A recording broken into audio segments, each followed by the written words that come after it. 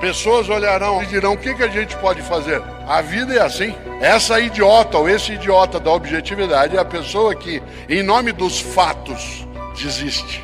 Mas a força maior humana é não desistir.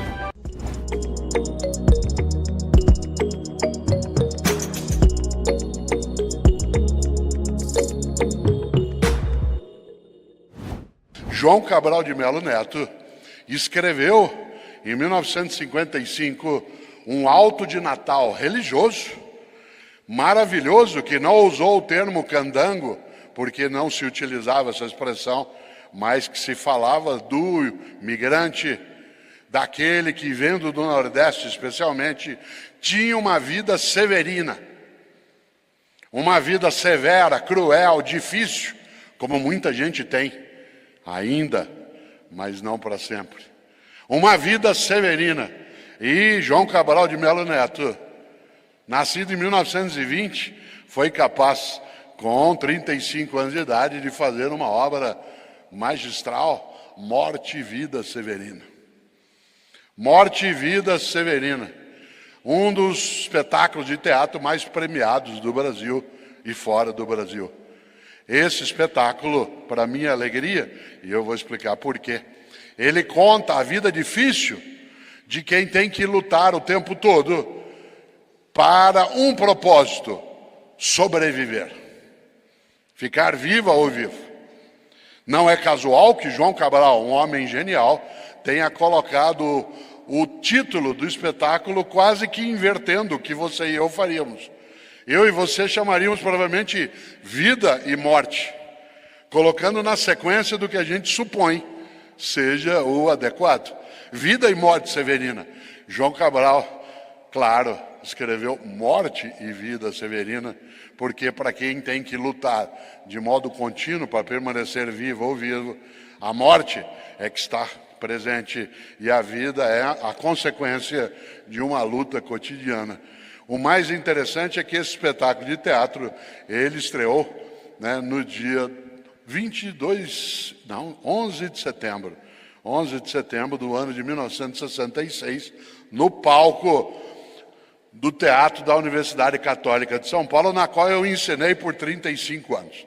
Eu fui professor da PUC São Paulo por 35 anos. E quem fez a música da peça Morte e Vida Severina, que se tornou filme no cinema e na TV, que se tornou também seriado na televisão, quem fez a música, quem a compôs, na época era um menino de 21 anos que estudava arquitetura na faculdade da USP, da FAO, na Faculdade de Arquitetura e Urbanismo.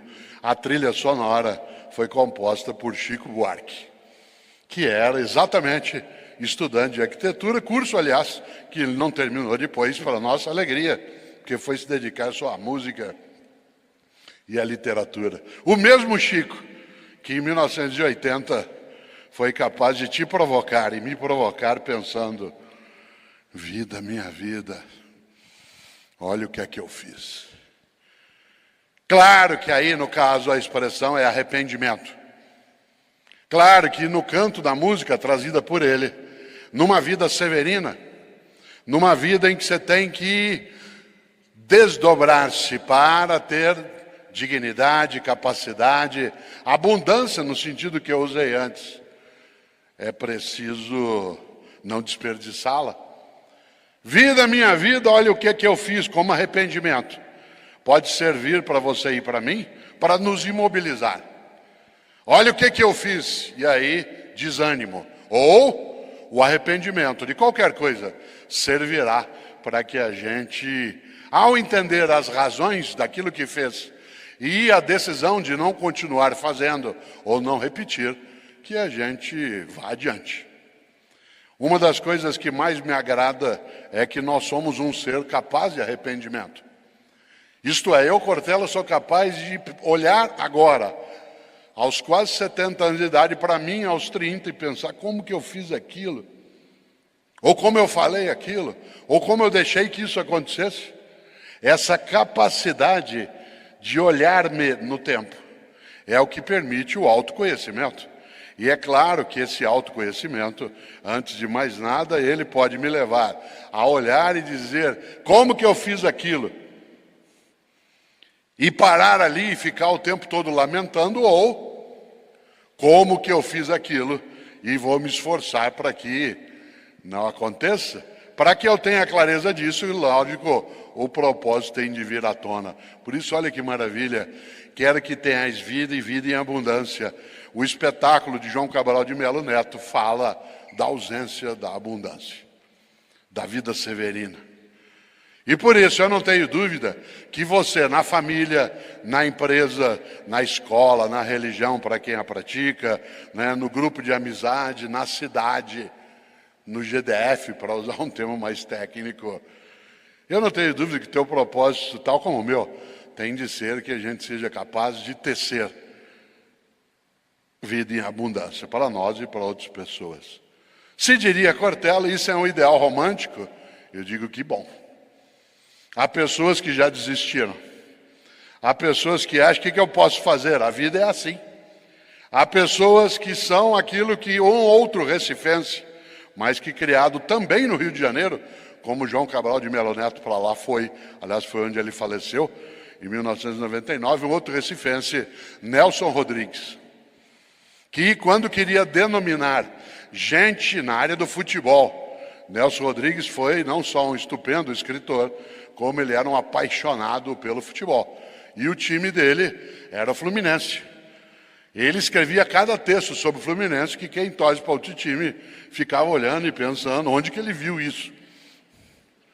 Claro, e olha que ele está falando do Fluminense, não de agora, que também está bem posicionado, mas do Fluminense dos anos 1960 e 70. A tal ponto que no Brasil, até hoje, o Fluminense era tão importante, tal como o Flamengo, né, que quando se queria falar de uma disputa, a gente dizia, isso vai ser um Fla-Flu. Um Flamengo e Fluminense. E o Nelson Rodrigues, quando queria falar de gente que desacreditava, que não tinha nenhuma percepção romântica, que achava, o que eu posso fazer? A vida é assim. Ele chamava essas pessoas de idiotas da objetividade. Idiotas da objetividade. O que é o idiota ou a idiota da objetividade? Aqui é assim, não há o que fazer. A gente tem hoje uma mortandade expressiva no Oriente Médio. Pessoas olharão algumas e dirão, o que a gente pode fazer? A vida é assim. Essa idiota ou esse idiota da objetividade é a pessoa que, em nome dos fatos, desiste. Mas a força maior humana é não desistir quando tem um propósito diante dos fatos. Mesmo que os fatos sejam obstáculo, dificuldade, encrenca, turbulência, é achar que um dia a gente diz, deu certo. E o deu certo não é a diminuição da vida, mas é a capacidade de aumentá-la. E o genial Nelson Rodrigues, que aliás, né, tem um conjunto de artigos que ele escrevia em jornal, cujo título é A Vida Como Ela É. A vida como ela é. Ele trazia a marca dessa noção. O idiota ou a idiota da objetividade, que quando alguém diz é assim, mas não precisa ser, dizia isso não vai ser.